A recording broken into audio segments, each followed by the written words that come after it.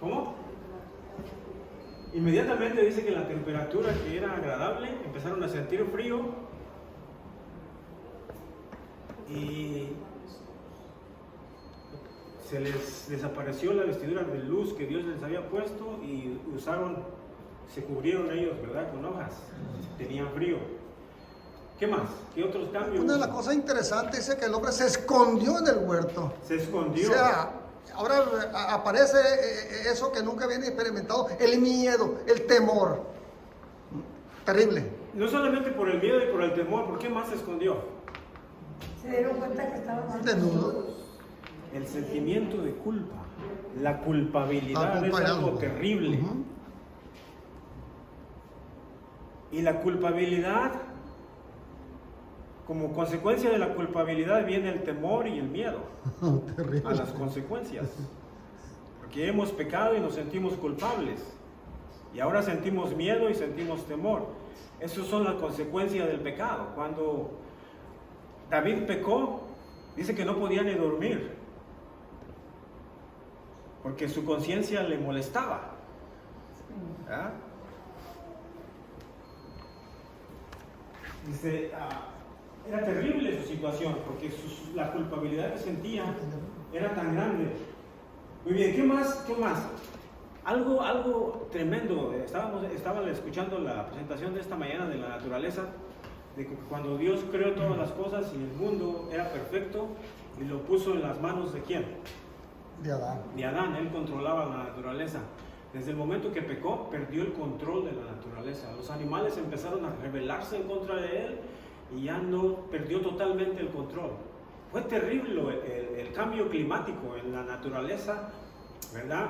Empezó a sentir frío, ¿qué más? Espinas y cardos iba a producir y algo terrible. La sentencia que Dios le dio a Eva, que iba a dar a luz, ¿cómo? Con dolores. Las consecuencias del pecado, cuando nosotros cometemos pecados, siempre hay consecuencias, ¿verdad? Así que el pecado es algo horrible. Las consecuencias que tuvo Eva fueron terribles. Yo creo que cuando daba luz antes del pecado, no le dolía, pero después los dolores. No sé si ustedes han tenido la experiencia de ver a una mujer que está en dolores de parto. Es terrible, es doloroso, ¿verdad? ¿Y qué pasó y qué le dijo Dios a Adán? Por el sudor de tu frente comerás el pan de cada día. Estaba escuchando a una hermana el otro día que dijo, ay, qué coraje tener que levantarme todos los días para ir a trabajar. Quisiera ya que llegue el tiempo de retirarme. Y estaba renegando completamente del trabajo, pero el trabajo es una bendición, porque ¿en qué forma nos ayuda el trabajo? hasta bien económico. Dice que la mente ociosa es ¿qué? Talleres de Satanás. Una mente ocupada con el trabajo, ¿verdad? Es una mente que produce, una mente que crece, una mente que se desarrolla, una mente que va para arriba, ¿verdad? El trabajo es una bendición. Y cuando regresamos a casa cansados por haber ido a trabajar, hasta la comida nos sabe más sabrosa y el del sueño nos sabe más rico, ¿verdad? Amén. Así que el trabajo es una bendición. Hay muchas cosas, pero vamos a terminar. ¿Ya qué hora son? Bueno, ya tengo 5 minutos. Génesis 3:15, ¿qué dice? La promesa. Dios no nos dejó sin esperanza. Dios hizo un plan de salvación, ¿verdad? Para darnos otro segundo chance. ¿Ustedes creen que merecíamos la segunda oportunidad? ¿Ustedes creen que Adán y Eva merecía la segunda oportunidad? ¿Qué piensan ustedes? ¿Ustedes creen que Adán y Eva merecía la segunda oportunidad? Hermano, ¿usted cree que Adán y Eva merecía la segunda oportunidad? Esa era la sentencia, ¿verdad? Entonces, ¿qué es lo que vemos aquí?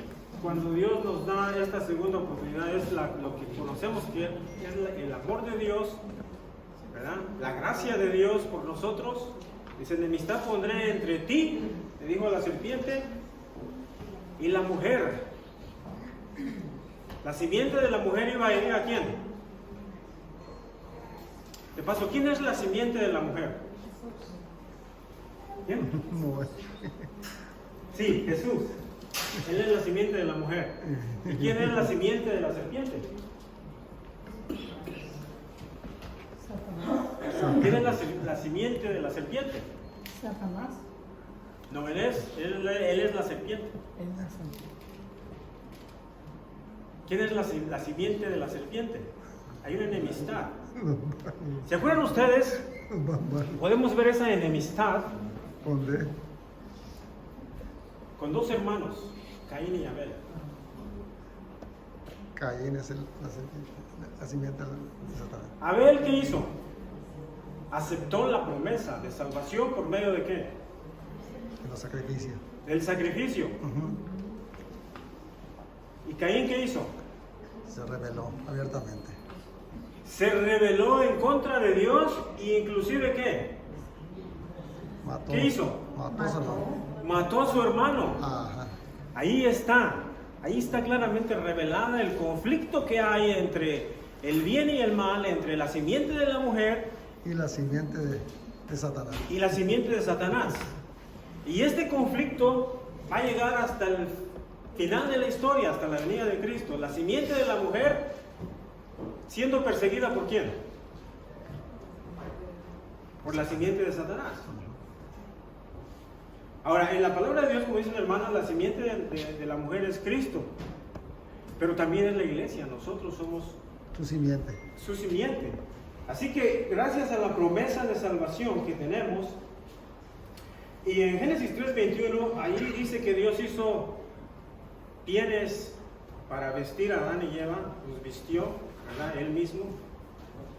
Y esas pieles se supone, se deduce que las sacó ¿de dónde? De los animales. De los animales. Yo creo que les enseñó el derramamiento de sangre. Porque El sin remisión si no hay derramamiento de sangre, no hay qué. Remisión de pecado. ¿Verdad? El Cordero de Dios que quita el pecado del mundo. Segunda de Corintios 5:31, ¿qué dice? A ver si alguien me lo lee, por favor. Me lo lee acá.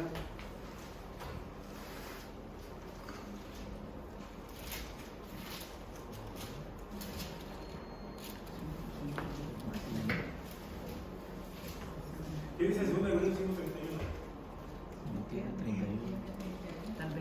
Perdón, 21. Ahí, bueno, Al que no conoció pecado, por nosotros lo hizo pecado, para que nosotros seamos justicia de Dios en él. durante mucho tiempo yo no entendía este versículo. Dice, al que no conoció pecado por nosotros, ¿qué? Hizo pecado. Yo no entendía este versículo claramente.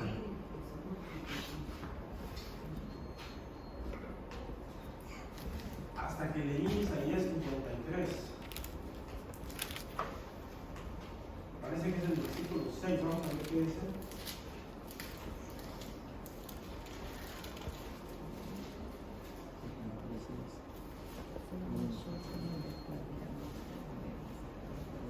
Isaías 53. Terminamos con esto. Todos nosotros nos descarriamos como ovejas, cada cual se apartó por su camino, mas Jehová cargó en él el pecado de todos nosotros.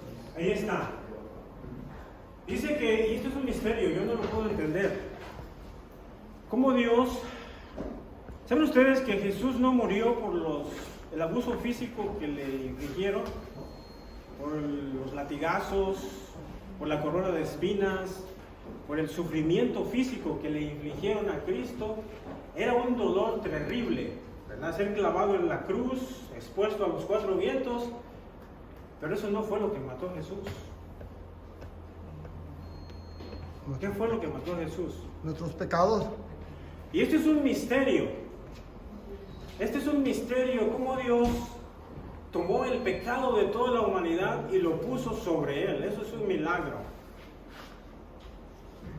La ilustración más clara de lo que Dios hizo por la salvación del hombre lo encontramos en el monte Moria, cuando Abraham iba a sacrificar a su hijo y toma el cuchillo para sacrificarlo. En el mismo momento que él toma el cuchillo para sacrificarlo y iba a descargarlo, ¿qué fue lo que oyó? La voz de Dios que lo detuvo, y él volteó hacia atrás y miró ¿qué? Cordero trabado. Un cordero, el cordero de Dios que quita el pecado del mundo. Pero en la cruz no sucedió así. En la cruz el cuchillo, el pecado fue descargado y puesto sobre Jesús. Eso fue lo que mató a Jesús. Jesús murió por agonía mental.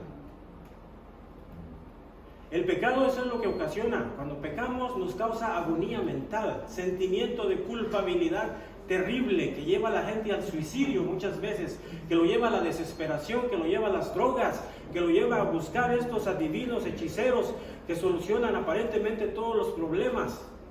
Pero ellos no solucionan nada. El único que soluciona los problemas es Jesús, que murió en la cruz por ti y por mí. Amén. Y es un misterio que yo no puedo entender cómo es que Jesús, Dios puso el pecado de toda la humanidad sobre el corazón de Jesús, por eso su corazón estalló.